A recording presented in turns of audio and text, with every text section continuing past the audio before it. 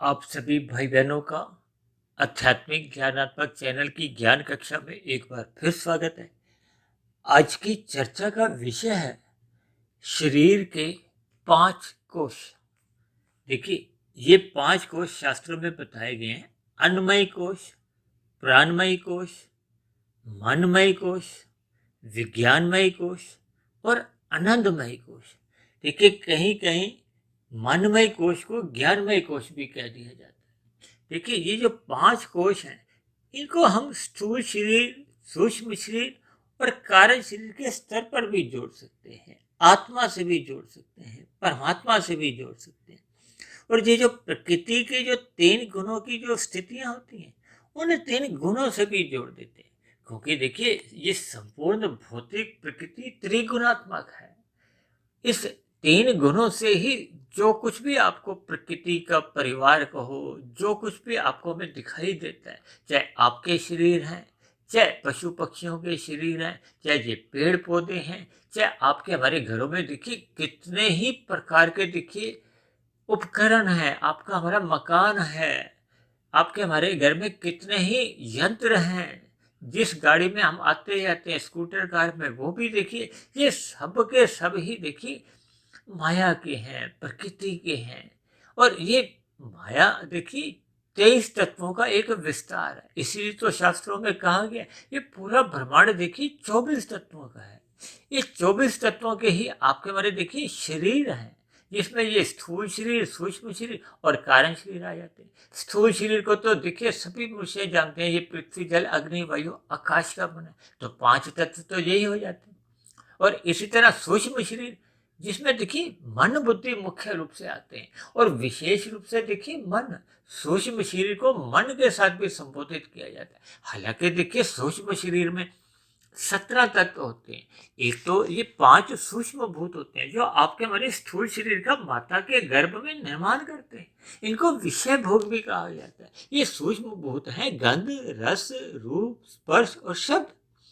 इन्हीं से ही तो देखिए ये 5 स्थूल भूतों का निर्माण होता है, जिसका आपका हमारा शरीर बना है। देखिए, माता के गर्भ में सर्वप्रथम एक कोशिका से तो आपका हमारा ये शरीर 9 माह में तैयार होता है, और फिर स्थूल शरीर के रूप में जब ये प्रकट होता है तो फिर इसमें विकास होता है। बचपन, किशोर, युवा, प्रौढ़ अवस्था, वृद्धावस्था, और फिर यही जो स्थूल शरीर है एक दिन मृत्यु को प्राप्त हो जाता है। मनुष्य जोनि को देखिए कर्म जोनि कहा जाता है, साधना जोनि का एक अवसर भी कहा जाता है। यानी कि 84 लाख प्रकार की जितनी भी जोनियां हैं, उनके जितने भी देखिए स्थूल शरीर हैं, या जितने भी पदार्थ आपको हमें एक दृश्यमान रूप में दिखते हैं, ये दृश्य जगत भी आप कह सकते हो, ये सारा का सारा देखिए अन्नमय कोश है। यानी कि ये पृथ्वी जल अग्नि वायु आकाश जो स्थूल भूत है, इनके ही बने हैं। देखिए, मैं सभी बातों को शास्त्रों के देखिए जो मूल बातें हैं उनको मैं एक साधारण शब्दों में, ताकि आपके हमारे दिमाग में देखिए ये बैठ जाए, घुस जाए। जब तक देखिए हमें ज्ञान विज्ञान परमात्मा का ये समझ नहीं आता, क्योंकि परमात्मा का देखिए ज्ञान विज्ञान क्या है, एक आत्मा तत्व है जो कि आप और हम है, एक परमात्मा तत्व है। और परमात्मा तो देखिए क्योंकि परम आत्मा है, वो तो एक ही है ना, वो 2 4 10 तो नहीं है। ये जो परमात्मा के अलग अलग स्वरूप देखते हैं, अवतार देखते हैं, वो तो परमात्मा के ही एक अलग अलग स्वरूप है। मूल सत्ता तो देखिए सब में एक ही है। और आत्मा, आत्मा तो देखिए अनंत है। अनंत का भी प्राय देखिए कोई ये नहीं कि कोई घटती बढ़ती रहती है, ये आज इतने अरब हैं, फिर घट गई, फिर बढ़ गई, क्योंकि आत्मा का तो देखिए जन्म मरण ही नहीं होता, तो इसलिए उसमें कोई कमी भी नहीं आ सकती और वृद्धि भी नहीं हो सकती।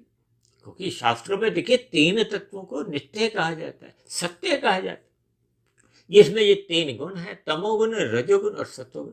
इनको एक इकाई भी कहा जाता है। शास्त्रों में जब इन 3 गुणों की देखिए सम अवस्था होती है, उसी को तो प्रकृति कहा गया। जबकि एक साधारण भाषा में देखिए हम बोलचाल में क्या कहते हैं, पृथ्वी जल अग्नि वायु आकाश को ही ये प्रकृति कहते हैं, और शेष जो सूक्ष्म तत्व हैं उनका हमें देखिए बोध नहीं होता। देखिए, बोध तो हमें वायु तत्व का भी नहीं होता, आकाश का भी नहीं होता। आकाश को भी अक्सर देखिए जब मनुष्य पूछो तो आकाश क्या है, वो आसमान के ऊपर देखता है।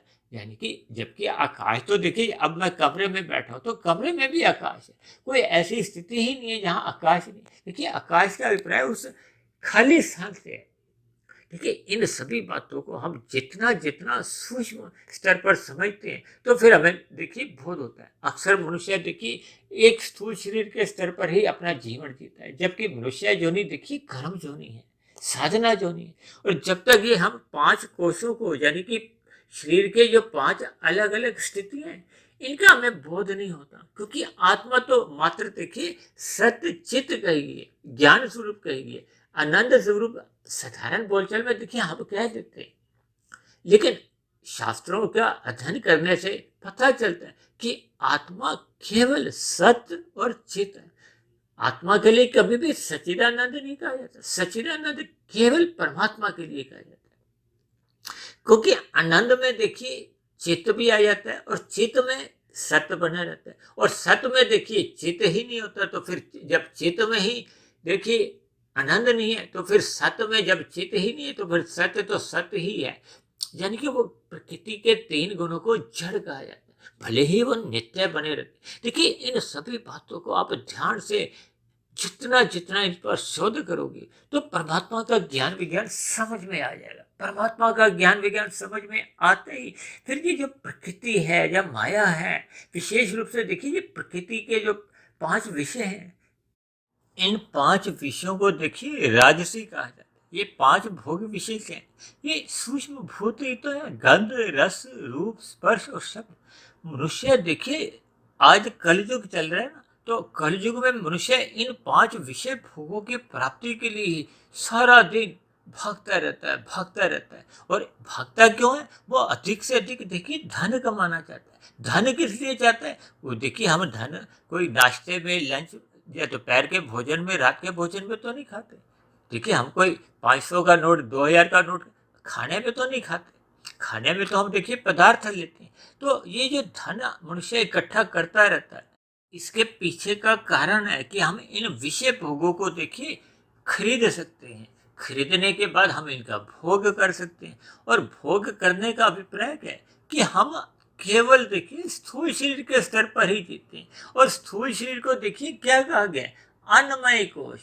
देखिए, पांच कोश है ना, अन्नमय, प्राणमय, मनमय, विज्ञानमय और आनंदमय। देखिए, मनमय कोश को कहीं कहीं शास्त्रों में मैंने बताया ना, एक ज्ञानमय कोश भी कहा जाता है, क्योंकि मन ही देखिए ये बंधन का कारण भी है और मोक्ष का कारण भी है। देखिए, जब हम सत्संग करते हैं तो सत्संग में क्या होता है? ज्ञान लेना होता है। तो इसलिए मन को देखिए ज्ञान से भी जोड़ दिया जाता है, क्योंकि ये जो आपके हमारे स्थूल शरीर की जो पांच ज्ञानेंद्रिय हैं या पांच कर्मेंद्रिय हैं, ये वास्तव में देखिए गोलक मानी जाती है। गोलक के रूप में तो देखिए कभी भी किसी भी प्रकार की अपंगता भी आप देखते हो। अब किसी की आंखें नहीं है तो इसका मतलब क्या है? कि उसकी आंख की जो गोलक नहीं है। अब देखिए, जबकि सूक्ष्म शरीर के स्तर पर देखिए ये पांच ज्ञानेंद्रियां, पांच कर्मेंद्रियां, ये एक सूक्ष्म रूप में होती हैं। यही तो शक्ति प्रदान करती है। जो अंदर की आंख की जो सूक्ष्म इंद्रिय है, वो आंख को शक्ति प्रदान करती है। अब आंख तो देखिए एक स्थूल रूप में एक अंग है। अंग से देखिए अपंगता भी होती है। ये तो देखिए कर्म हो गया धातु, लेकिन सूक्ष्म शरीर में किसी भी प्रकार की कभी अपंगता नहीं होती। देखिए, पांच तत्वों का स्थूल शरीर, 17 तत्वों का सूक्ष्म शरीर, जिसमें पांच भोग विषय आ गए या पांच सूक्ष्म भूत आ गए, पांच ज्ञानेंद्रियां, पांच कर्मेंद्रियां और एक मन और बुद्धि। 17 तत्वों का ये सूक्ष्म शरीर, पांच तत्वों का ये स्थूल शरीर, 17 और 5 हो गए 22। अब एक आपका हमारा है कारण शरीर। देखिए, जब जब हम कर्ता भाव से, सखाम भाव से इन विषय भोगों की प्राप्ति के लिए कर्म करते हैं, क्योंकि मनुष्य जो नहीं देखिए कर्म जो नहीं, हम जैसे जैसे सकाम भाव से कर्म करते हैं तो फिर आपका हमारा कर्माशय बनता है। जैसा जैसा कर्माशय बनता है उससे संबंधित आपका हमारा स्वभाव बनता है, संस्कार बनता है। ये कारण शरीर में रहते हैं, क्योंकि जब हम सकाम भाव से करते हैं तो वही कर्ता भाव है। कर्ता को ही अहंकार से जोड़ा जाता है। तो ये एक 18वां तत्व को हो या कारण शरीर का एक तत्व का। अब अभी हमने देखिए स्थूल शरीर के 5, सूक्ष्म शरीर के 17, 17 और 5 22, और ये कारण शरीर का एक तत्व, ये हो गए 23। इन 23 तत्वों का ही तो पसारा है। इन 23 तत्वों में देखिए जो 24वां तत्व है या 3 गुण हैं वो समाये रहते हैं। इसलिए तो कहा जाता है कि ये संपूर्ण भौतिक प्रकृति त्रिगुणात्मक है। अब देखिए कारण शरीर में हम जैसा जैसा कर्माशय बनाते हैं, जैसे जैसे संस्कार बनाते हैं, परमात्मा ने तो देखिए सृष्टि के आरंभ में कारण शरीर एक सात्विक स्थिति में दिया था, सतोगुण प्रधान दिया था। और देखिए कुछ दिन पहले हमने इस पर भी चर्चाएं की थी ना कि सतोगुण 89% होना चाहिए, रजोगुण 10% होना चाहिए, ताकि आपके हमारे स्थूल शरीर की आवश्यकताओं की पूर्ति हो। जबकि तमोगुण को हमने 1% दिखाया। अब इसको आप यूं भी समझ सकते हो कि तमोगुण से 10 गुना अच्छा रजोगुण है, ये शास्त्रों में कहा गया, और रजोगुण से भी 10 गुना अच्छा सतोगुण है, ये भी शास्त्रों में कहा गया। इसी आधार पर देखिए हम विशुद्ध सतोगुण, जो कि परमात्मा के लिए कहा जाता है, आत्मा के लिए कहा जाता है, यानी कि जब हम प्रकृति के 3 गुणों से मायातीत हो जाते हैं तो फिर वो एक शुद्ध अवस्था होती है। उस शुद्ध अवस्था को ही देखिए हम शुद्ध सतोगुण या विशुद्ध सतोगुण भी कह सकते हैं। और इसी आधार पे देखिए मैंने एक सूत्र बनाया हुआ है, तमोगुण को 1, रजोगुण को 10 और सतोगुण को 100, और विशुद्ध सतोगुण यानी कि आत्मा परमात्मा के लिए, यानी कि मायातीत की स्थिति में 1000 की संख्या को, ये 10 गुना का देखिए आधार वही है कि क्योंकि शास्त्रों में कहा गया कि ये 10 गुना अच्छे हैं। कहा जाता है ना, देखिए पाप कर्मों से पुण्य कर्म अच्छे हैं। देखिए रजोगुण में जब हम पुण्य कर्म करते हैं तो वो साधारण पुण्य कर्म होते हैं। अब जब हम सतोगुण में रह के विशेष प्रकार के पुण्य कर्म करते हैं, परोपकार के कार्य करते हैं, वो देखिए फिर साधारण पुण्य कर्मों से भी अच्छे माने जाते हैं। और इनसे भी अच्छे कौन से कर्म है? निष्काम कर्म। क्योंकि भगवान श्री कृष्ण ने गीता में कर्म योग के नाम से आपको में एक उपदेश दिया। मनुष्य योनि में देखिए यदि हमने बंधन को ढीला करना है, बंधन को ढीला का अभिप्राय है जो 84 लाख प्रकार की योनियों में भले ही देखिए हमें बार बार मनुष्य योनि का जन्म ही मिले, लेकिन स्थूल शरीर तो एक बंधन का कारण है। स्थूल शरीर के रहते रहते देखिए हमें दुख मिलते ही रहते, भले ही हमें देखिए 90% भी सुख मिले, लेकिन वो जो मिलने वाले 10% दुख है वो आपके हमारे 90% सुखों पर पानी फेर देते हैं। मैं तो यहाँ तक भी कहता हूँ कि देखिए यदि आपके हमारे जीवन में 99% भी अगर सुख बने हुए हैं, 1% का दुख भी वो 99% के दुखों को खा जाता है।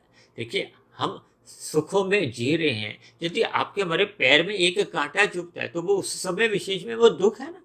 अब ऐसे स्थिति में हम क्या करते हैं, पहले उस 1% वाले दुख को दूर करते हैं, अन्यथा देखिए वो पीड़ा हमें देखिए बाकी के जो 99% सुखों की ओर भागने नहीं देगा, हम उनको भोग नहीं सकते।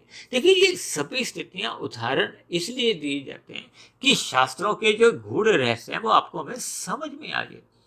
ये जो 5 कोश भी समझाए गए हैं, इसका अभिप्राय क्या है कि जब मनुष्य केवल अपने स्थूल शरीर की ही चिंता करता है, इसी के लिए ही देखिए हम भाग दौड़ करते हैं। ये जो आज देखिए ब्यूटी पार्लरों का जो चलन चल गया है, मनुष्य अपने स्थूल शरीर को ही सजाता है। ये स्थूल शरीर तो देखिए स्वभाव से ही तामसी है। ये 5 भोग विषय भी देखिए तामसी है, और तामसी देखिए एक निकृष्ट गुण है। निकृष्ट का अभिप्राय है कि ये प्रकृति का एक निकृष्ट गुण है, सबसे अंतिम गुण है।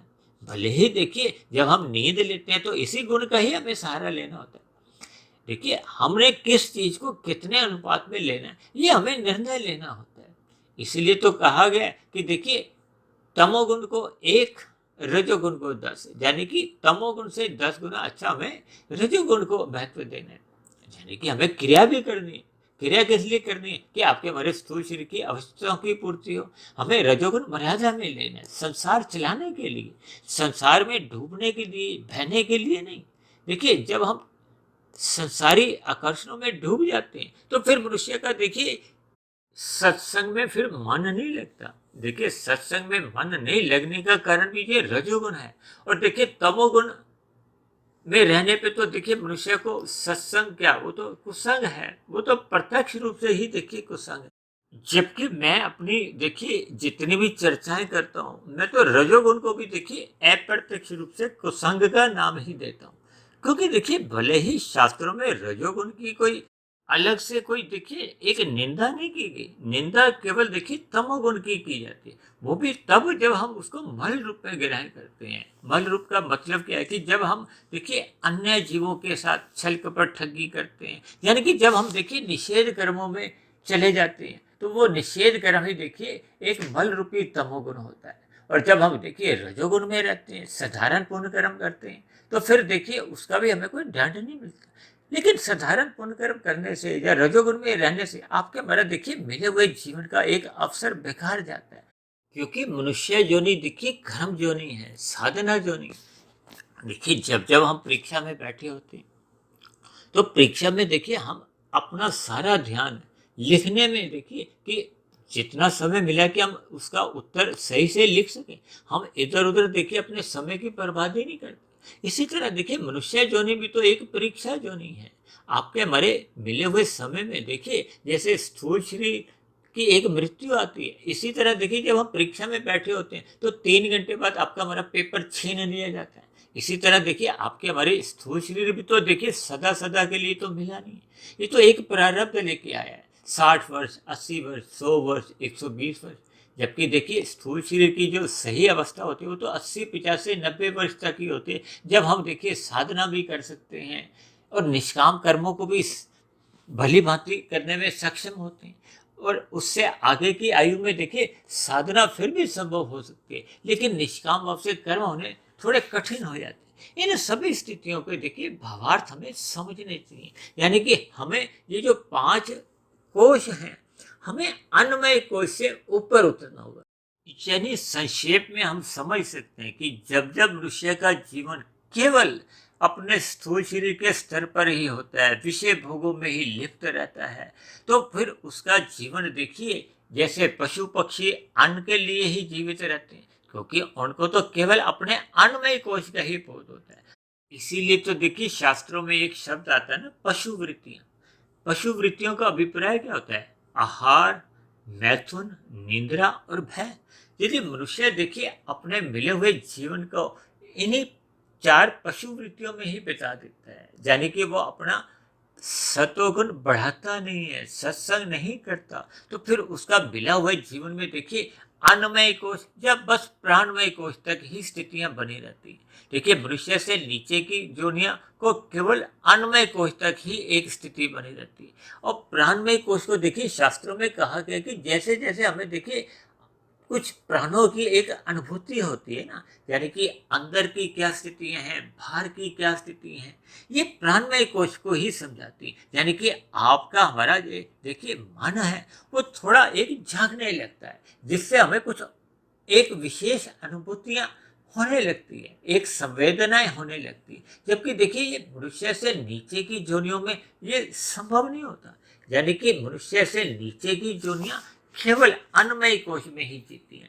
और मनुष्य जोनि क्योंकि देखिए राजसी जोनि कही गई है, राजसी जोनि में हमें देखिए एक कम अधिक मात्रा में आपका हमारा ये प्राणमय कोश जाग जाता है। यानी कि आप और हम देखिए जब प्राणों के स्तर पर थोड़ा और अधिक सक्रिय हो जाते हैं, हमें इनका बोध होने लगता है। यानी कि अन्नमय कोश में देखिए पृथ्वी जल अग्नि की ही प्रधानता रहती है। अब प्राणमय कोश में देखिए वायु आकाश की भी एक प्रधानता आ जाती है। क्योंकि अब देखिए ना हम जो व्यायाम करते हैं तो क्यों करते हैं कि आपका हमारा एक स्थूल शरीर स्वस्थ हो, आपका हमारा मन एक स्वस्थ रहे। मन स्वस्थ का मतलब होता है कि मन के स्तर पर जो आपका हमारा एक चिंतन होता है, विचारों का आना जाना होता है, ये सभी स्थितियां देखिए हमें सतोगुण की ओर ले जाने की एक नींव तैयार करती है। यानी कि अन्नमय कोश से अगला अच्छा कोश क्या माना जाता है? प्राणमय कोश। दूसरे आसान शब्दों में आप यूं भी समझ सकते हो कि देखिए ये एक रजोगुण में वृद्धि होती है। देखिए स्वभाव से तो सभी मनुष्य एक रजोगुणी होते हैं, और इसीलिए तो शास्त्रों में देखिए विभिन्न प्रकार के कर्म कांड बनाए गए हैं ताकि मनुष्य सतोगुण में प्रवेश करे। सतोगुण में प्रवेश करने के लिए तो हमें देखिए मनुष्य योनि मिली है। ये सतोगुण में प्रवेश को ही देखिए आप मनमय कोश भी कह सकते हो, इसको आप ज्ञानमय कोश भी कह सकते हो। क्योंकि जब देखिए हम सतोगुण में प्रवेश करते हैं तो सतोगुण क्या है? ज्ञान का प्रतीक है, प्रकाश का प्रतीक है। जब जब देखिए हम प्रकृति के एक शुद्धतम अवस्था में आते हैं, कहा जाता है ना कि प्रकृति का जो एक शुद्धतम अवस्था एक ब्रह्म मुहूर्त की, देखिए वो सत्वगुण की ही एक एक मूल अवस्था है। देखिए जैसे हम कहते हैं ना, प्रकृति के 3 गुण नित्य बने रहते हैं। शाम को सूर्य डूबता है तो क्या होता है, तमोगुण की प्रधानता हो जाती है। 8 घंटे तमोगुण के बने रहते हैं, लेकिन इन 8 घंटों में भी तो देखिए 3 स्थितियां होती है ना। आरंभ का तमोगुण जब आरंभ होता है तो वो गुजरे हुए रजोगुण से प्रभावित होता है, और उसके बाद का जो एक तमोगुण आता है वो घोर तमोगुण आता है, क्योंकि आने वाला क्या है, वो एक सतोगुण है। देखिए 3 गुण है ना, एक गुण की अपनी मूल अवस्था होती है, एक गुजरा हुआ गुण है, एक आने वाला गुण। एक घोर तमोगुण के बाद की जो अवस्था आती है उसमें देखिए सतोगुण आने वाला होता है ना, तो फिर वो तमोगुण को थोड़ा कमजोर करता है, और जैसे ही वो तमोगुण को समाप्त कर देता है तो फिर वो सतोगुण की अवस्था आ जाती है। अब आरंभिक अवस्था में क्या है कि वो तमोगुण से थोड़ा प्रभावित होता है, इसलिए आरंभिक सतोगुण भी थोड़ा कमजोर होता है। और उसके बाद की अवस्था क्या होती है, सूर्य निकलने से पूर्व की जो 2 घंटे 40 मिनट की स्थिति, वो ब्रह्म मुहूर्त की कही जाती है, क्योंकि वो आने वाले रजोगुण से भी प्रभावित नहीं होता और गुजरे हुए तमोगुण के से भी प्रभावित नहीं होता। इसलिए कहा जाता है ना कि ब्रह्म मुहूर्त में मनुष्य को परमात्मा का ध्यान लगाना चाहिए, क्योंकि ये एक प्रकृति का एक शुद्धतम समय होता है। अनुकूलताएं होती हैं, परमात्मा से जुड़ने में हमें कोई विशेष परिश्रम नहीं करना होता, प्रयास नहीं करना होता। इसलिए तो देखिए हम परमात्मा की प्रेरणा से ये जो अभी तक हमने देखिए 930-32 हमने जो वीडियो तैयार की हैं परमात्मा की प्रेरणा से, ये सभी ब्रह्म मुहूर्त में ही बनी। देखिए ब्रह्म मुहूर्त में ही हमें परमात्मा द्वारा कुछ विशेष प्रकार के हमें प्रेरणाएं मिलती हैं। हम विभिन्न उदाहरणों द्वारा शास्त्रों के गूढ़ बातों को हम बताने में सक्षम होते हैं। ये जो आज का भी विषय है ना, शरीर के 5 कोश, ये भी वास्तव में मुझे किसी ने 6-7 महीने पूर्व प्रश्न पूछा था, तो मैंने देखिए संक्षेप में कुछ उत्तर दिया था। देखिए अब जैसे अभी हमने इस पर वीडियो तैयार कर रहे हैं, तो इसमें देखिए हम इधर उधर से कई बातों को ले लेते हैं, जिससे हमें देखिए उन बातों का जो एक यथार्थ ज्ञान वो समझ में आ पाता है। अब ये देखिए मैं किसी को फोन पे या किसी का उत्तर देते समय देखिए 1-1.5 मिनट में तो समझा नहीं पाता। अभी देखिए हमने ब्रह्म मुहूर्त उपदेश में भी कुछ ऐसी ही 1-1.5 मिनट की वीडियो तैयार करनी आरंभ की है, क्योंकि बहुत भाई बहनों की देखिए शिकायत बनी रहती थी कि आपकी वीडियो तो देखिए आधे घंटे की, 1-1 घंटे की, 1.5-1.5 घंटे की होती है, इतना समय नहीं हमारे पास होता। भले ही देखिए एक साधारण मनुष्य टीवी पे तो देखिए 1-1 घंटे, 2-2 घंटे के सीरियल देखता है, 5-5 दिन के मैच भी देखता है, और देखिए सिनेमा हॉल में कोई फिल्म देखने जाते हो तो वहाँ देखिए 2 मिनट की तो फिल्म देखने नहीं हम जाते, हम जाने में भी 1 घंटा लगाते हैं, आने में भी 1 घंटा लगाते हैं, 3 घंटे सिनेमा हॉल में भी गुजारते हैं, क्योंकि मनुष्य की देखिए राजसी या तामसी प्रवृत्तियों में रुचि बनी रहती है। और ये तो देखिए कलयुग चल रहा है, कलयुग तो देखिए एक तमोगुण प्रधान है। तब ऐसी स्थिति में देखिए यदि मनुष्य सत्संग नहीं करता तो उसकी क्या स्थिति रहती है, कि वो या तो तमोगुण में रहता है या फिर रजोगुण में रहता है। जब हम धर्मानुसार अपना आचरण करते हैं, यानी कि धर्म को अपने जीवन में बनाए रखते हैं, धर्म की चारदीवारी में अपना रजोगुण रखते हैं, या दूसरे साधारण शब्दों में जब जब आपका हमारा रजोगुण सत्वगुण की लगाम से नियंत्रण में रहते हैं, तो फिर हम पाप कर्मों से बचे रहते हैं। और जैसे ही सत्वगुण की न्यूनता होती है, ये सत्वगुण की लगाम ढीली पड़ने लगती है, या आपके हमारे जीवन में देखिए सत्संग थोड़ा थोड़ा कमजोर होने लगता है, तो फिर ऐसी स्थिति में देखिए वो तमोगुण तो इसी स्थिति का ही इंतजार कर रहा होता है। तब ऐसी स्थिति में देखिए वो तमोगुण आपको पकड़ लेता है। देखिए इन स्थितियों के भावार्थ समझ, जैसे जैसे देखिए सूर्य का प्रकाश हटता है, शाम को क्या होता है, सूर्य अस्त होता है, तो तभी तो अंधकार आने लगता है। देखिए अंधकार में स्थिति तो सहज ही बन जाती है ना। इन सभी स्थितियों को देखिए आप भावार्थ रूप में समझो। अभी देखिए ब्रह्म मुहूर्त चल रहा है, अब जैसे जैसे देखिए कुछ समय बाद सूर्य का प्रकाश आएगा तो ये जो अंधकार है ये छटने लगेगा। इन सभी स्थितियों को देखिए हमें भावार्थ समझने होते हैं। कभी कभी देखिए कोई मनुष्य प्रश्न करते हैं तो बीच में से वो प्रश्न शब्दों को पकड़ लेते हैं। अब शब्दों को देखिए तोड़ मरोड़ कर जब उसको प्रश्न बना दिया जाता है तो फिर देखिए वो स्वयं ही उलझ जाते हैं और दूसरों को भी उलझाने का वो प्रयास करते हैं। तो इन स्थितियों से देखिए हमें बचना चाहिए। इसलिए तो कहा जाता है कि ब्रह्म मुहूर्त में उठना चाहिए। ब्रह्म मुहूर्त में उठने से आपका हमारा देखिए मन बुद्धि शुद्ध होते जाते हैं, परमात्मा में सहज ही लगने लगते हैं। यानी कि मनुष्य का ये जो प्राणमय कोश है, ये जो मनमय कोश है या ज्ञानमय कोश है, ये जागना आरंभ करता है। यानी कि आपके हमारे मन बुद्धि के स्तर पर एक सूक्ष्मता आ जाती है। फिर हम कारण शरीर के स्तर पर देखिए अपने जो बुरे संस्कार होते हैं या निष्काम भाव से कर्म करने लगते हैं। यानी कि आपका हमारा ये एक प्रवेश सत्वगुण में होने के साथ साथ सत्वगुण की मजबूती आने लगती है। यानी कि ये आपका हमारा देखिए ज्ञानमय कोश कहो, फिर ज्ञानमय से जैसे जैसे हम प्रकृति के 3 गुणों का एक मूल रहस्य समझ जाते हैं, अपने 3 शरीरों का मूल रहस्य समझ जाते हैं कि कैसे कैसे कारण शरीर कार्य करता है, सूक्ष्म शरीर कैसे कार्य करता है। क्योंकि कारण शरीर में देखिए जैसे जैसे संस्कार बने होते हैं उनसे देखिए मन में फुरने उठते हैं, स्मृतियां आती हैं या नई देखिए जैसी जैसी वृत्तियां बनती है। जब हम देखिए दृश्य जगत में रहते हैं तो हमें नए नए देखिए एक वृत्तियां जागती हैं। अब वृत्तियों से फिर वो आपके हमारे स्थूल शरीर के स्तर पर देखिए भोग भी होते हैं। भोगों को क्या ज्ञानेंद्रियां करती हैं और कर्मेंद्रियों द्वारा कर्म होते हैं। तो ये सभी स्थितियों से आपका हमारा देखिए कर्माशय बनता है। आप निष्काम कर्म करोगे तो आपका कर्माशय नहीं बनेगा, लेकिन संस्कार तो अच्छे बनने लगते हैं। अच्छे संस्कार बनने का अभिप्राय क्या है कि आपके हमारे जो पहले के बुरे संस्कार बने होते हैं वो क्रमशः समाप्त होने लगते हैं। अब कारण शरीर के स्तर पर देखिए हमने अपने बुरे संस्कार समाप्त करने हैं। जैसे जैसे कारण शरीर शुद्ध हो जाएगा तो फिर आत्मा के ऊपर देखिए कारण शरीर में तो ये जैसी जैसी स्थितियां होती है उसी का ही तो आवरण आत्मा पे होता है। यानी कि मनुष्य फिर विज्ञान में कोश में जब मजबूत स्थिति में होता है तो फिर वो आत्मा का जो एक परमात्मा की ओर जो सुमुखता है यानी कि आनंदमय कोश है, फिर उसका वो उसमें प्रवेश हो जाता है। देखिए ये सभी स्थितियां बहुत ही सूक्ष्म दृष्टिकोण से इस पर शोध करना होता है, चिंतन करना होता है, मनन करना होता है। देखिए सत्संग करने में पढ़ते समय या सुनते समय आपकी हमारी देखिए साधारण स्थितियां होती हैं।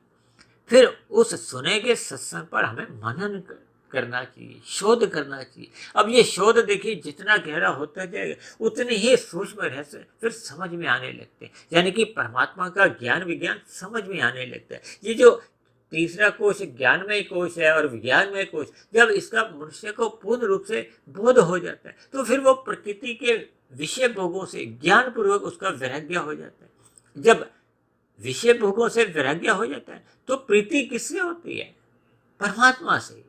देखिए आज हमारी आपकी प्रीति किससे हुई है? 5 विषय भोगों से। उसी में ही रुचि बनी रहती, उसी की ही हम अधिक से अधिक विषय भोग कैसे भोगें, उसी की ही लिए तो देखिए आज नए नए आविष्कार होते हैं। जिज्ञासा किसमें बनी रहती है कि हम विषय भोगों को कितना गहरे तल पे भोगे। देखिए इन सभी बातों का देखिए मैंने 5 कोशों से संबंध जोड़ा है। यानी कि हम सभी भाई बहनों को सर्वप्रथम देखिए अन्नमय कोश से ऊपर उठना चाहिए, यानी कि स्थूल शरीर से ऊपर उठना चाहिए। सूक्ष्म शरीर को हमें एक जागृत करना होगा, यानी प्राणमय कोश को अपने मजबूत स्थिति में लाते हुए हमें ज्ञानमय कोश में आना होगा। मन को परमात्मा में लगाना होगा, सत्संग करना होगा। जैसे जैसे आपका हमारा सत्संग श्रद्धापूर्वक होने लगता है तो फिर हम ज्ञानमय कोश से या मनमय कोश से फिर हम विज्ञानमय कोश में प्रवेश कर जाते हैं। और विज्ञानमय कोश में जब हम गहरे तल पे साधना करते रहते हैं तो आपको हमें देखिए उस आनंद की झलकें मिलने लगती हैं। यानी कि हम आनंदमय कोश में आ जाते हैं और आनंद ही देखिए परमात्मा का दूसरा नाम है। परमात्मा को ही सत्य चित्त आनंद कहा जाता है। आनंद में देखिए चित्त भी रहता है और चित्त में क्योंकि देखिए नित्यता रहती, तभी तो कहते हैं ना आध्यात्मिक ज्ञान हम जितना भी अपना जगा लेते हैं वो तो देखिए नित्य बना रहता है। देखिए आत्मा को सत्य चित्त कहा जाता है ना, ये नित्य तत्व है। तो इन सभी के देखिए भावार्थ हमें समझने चाहिए। ऐसी आनंदमय स्थितियां हम सभी भाई बहनों के जीवन में बने, ये तभी बन पाती हैं जब देखिए हम स्थूल शरीर के रहते रहते अपने कारण शरीर को पूर्ण रूप से देखिए समाप्त कर लेते हैं। जब कारण शरीर समाप्त हो जाता है तो सूक्ष्म शरीर भी समाप्त हो जाता है। तो फिर स्थूल शरीर के मरने पे फिर नया ये जो आपका हमारा स्थूल शरीर का हो या 84 लाख प्रकार की योनियों में, ये जन्म मरण का बंधन ही समाप्त हो जाता है। यानी कि स्थूल शरीर के रहते रहते जब आपका हमारा कारण शरीर समाप्त हो जाता है तो मनुष्य मायातीत की स्थिति में होता है, मोक्ष को प्राप्त कर लेता है। यानी कि स्थूल शरीर के मरने के बाद फिर आपका हमारा नया स्थूल शरीर का जन्म नहीं होता, हमें स्थूल शरीर नहीं मिलता। फिर ऐसी स्थिति में हम देखिए आनंदमय जीवन प्राप्त करते हैं, परमात्मा के सानिध्य में हमें आध्यात्मिक शरीर की प्राप्ति होती है। तो ऐसी सभी शुभ स्थितियां हम सभी भाई बहनों के जीवन में भी बने, यानी कि हम अपने मिले हुए जीवन में अन्नमय प्राणमय कोश से ऊपर उठे, अपना ज्ञानमय कोश या मनमय कोश को जागृत करें, फिर अपना विज्ञानमय कोश हम जागृत करें। और लक्ष्य क्या है आपका बड़ा आनंदमय कोश में प्रवेश करने का। तो ऐसी सभी शुभ स्थितियां हम सभी भाई बहनों के जीवन में तभी बन पाती हैं जब हम अपने मिले हुए जीवन में ब्रह्म मुहूर्त में उठने का अपना एक संस्कार जगा लेते हैं, स्वभाव बना लेते हैं। जब देखिए हम ब्रह्म मुहूर्त में नित्य उठने का एक स्वभाव बनाते हैं, फिर हम साधना करते हैं, परमात्मा का ध्यान लगाते हैं, तो फिर आपका जो दिन में रजोगुण चल रहा होता है वो फिर सहज ही मर्यादा में आ जाता है। तो जब रजोगुण मर्यादा में आ जाता है तो फिर तमोगुण में देखिए गिरने का तो प्रश्न ही नहीं होता। तो ऐसी सभी शुभ स्थितियां हम सभी भाई बहनों के जीवन में भी जल्द से जल्द बने, ताकि हम सभी भाई बहनों का मिला हुआ जीवन सफल हो, सार्थक हो। इन्हीं शुभकामनाओं के साथ आज की चर्चा विशेष को अब हम यही विश्राम देते हैं। यदि बनी हुई वीडियो आपको तर्क संगत लगती हो, ज्ञानवर्धक लगती हो, परमात्मा से जुड़ने में आपके एक मदद कर रहे हो, आपके सात्विक स्थितियां मजबूत करने में मददगार बन रही हो, तो मेरी आप सभी भाई बहनों से विनती है कि इन बनी हुई वीडियो विशेष को आप अधिक से अधिक भाई बहनों में शेयर करें, ताकि समाज में अन्य भाई बहनों के जीवन में भी सात्विक स्थितियां बने, समाज में सतोगुणी वातावरण का विस्तार हो। उस सतोगुणी वातावरण में हम सभी भाई बहनों का सुखमय जीवन बीते, परमात्मा में सदा प्रीति बनी रहे।